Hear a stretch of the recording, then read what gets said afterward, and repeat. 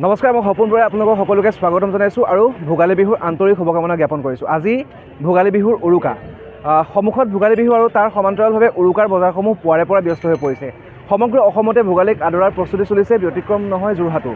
আজি পুৱাৰে পৰা যোৰহাটৰ বজাৰসমূহ ব্যস্ত হৈ পৰা দেখিবলৈ পোৱা গৈছে। পুৱাৰে পৰা যোৰহাটৰ বজাৰসমূহত ব্যাপক জনসমাগম পৰিলক্ষিত হৈছে। মই বৰ্তমান উপস্থিত আছোঁ যোৰহাটৰ নিউভিল ৰোডস্থিত এই বজাৰখনত, যিখন বজাৰ ইতিমধ্যে আপোনালোকে দেখিবলৈ পাইছে। মই ভিডিঅ' সহযোগীক মই দেখুৱাবলৈ অনুৰোধ জনাম। ইতিমধ্যে লোকে লোকাৰণ্য হৈ পৰিছে। পুৱাৰে পৰা অগণন লোকৰ ব্যস্ততা ইয়াত বাঢ়িবলৈ পোৱা দেখিবলৈ পোৱা গৈছে। ইতিমধ্যে মাছৰ বজাৰত ৰৌ, বৰালি, আৰি, চিতল বিভিন্ন প্ৰকাৰৰ মাছ ইতিমধ্যে বিক্ৰী হৈছে পুৱাৰে পৰা। তাৰ সমান্তৰালভাৱে যি পাচলিৰ বজাৰ আৰু বিশেষকৈ এই ভোগালী বিহুৰ যি বিশেষত্ব, আচলতে মোৱা আলু, কাঠ আলু, ৰঙা আলু, এই সকলোখিনি ইতিমধ্যে ভৰি পৰা দেখিবলৈ পোৱা গৈছে। ইতিমধ্যে এই বজাৰখনত দেখিবলৈ পাব আপোনালোকে অগণন লোকে ইতিমধ্যে ৰাতিপুৱাৰে পৰা পুৱাৰ ভাগৰে পৰা ইয়াত সমাগম হৈছে। আৰু এয়া যিহেতু পুৱাৰ দৃশ্য, এই দিনটো আৰম্ভ হৈছে। সমগ্ৰ দিনটোত আজি এই বজাৰখন এনেদৰেই লোকে লোকাৰণ্য হৈ থাকিব।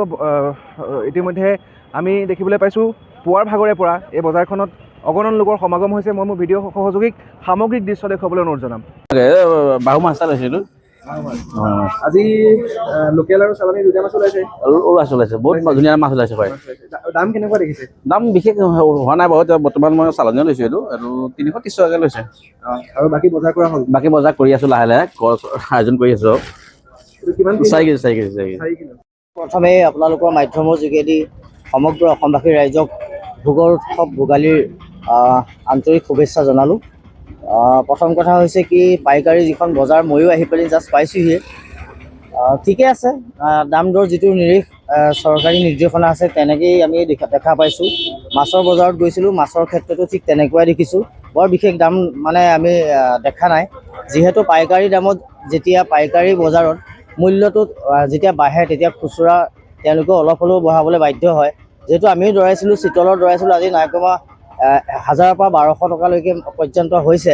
গতিকে আমি ভাবোঁ আগৰ তুলনাত এইবাৰ বহু কমেই আমি দেখিবলৈ পাইছোঁ। মানে সঁচা কথা ক'বলৈ গ'লে সেইখন মোৰ বন্ধুৰ দোকান হয়। মই আহি পানি ৰাতিপুৱা কেতিয়াবা মই চব্জি ল'বলগীয়া হ'লে মই বহোহি। তেওঁলোকে আনিছে, তেওঁলোকৰ নিজৰ ঘৰুৱাই হয়। পৰম্পৰাগত বস্তুখিনি আচলতে ওলালে ভালেই লাগে দিয়কচোন। আজিকালি ল'ৰা ছোৱালীয়ে কাঠ আলু, মোৱা আলু এইবিলাক বস্তু আচলতে চিনিয়ে নাপায়।